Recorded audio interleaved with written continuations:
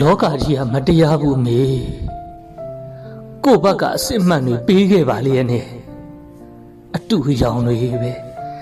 ပြန်ပေးချင်တတ်ကြတာညံ့ခဲ့တာမဟုတ်ဘူးမေ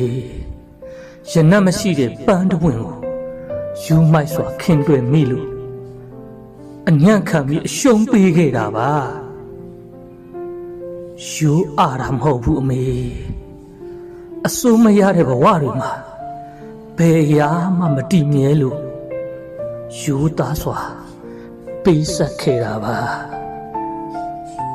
ရှုံးခဲ့တာမဟုတ်ဘူးမေအပြုံးနဲ့သာအနိုင်ယူခြင်းခဲ့လို့မာနတွေကိုခောက်ဝါချပြီး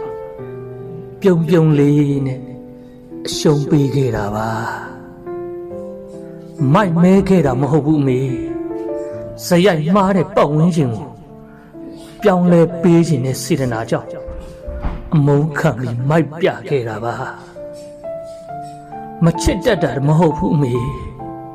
အချစ်ဟာလူပေးမှားခဲ့တန်ဖိုးတွေမဲ့သွားတတ်ကြောင်း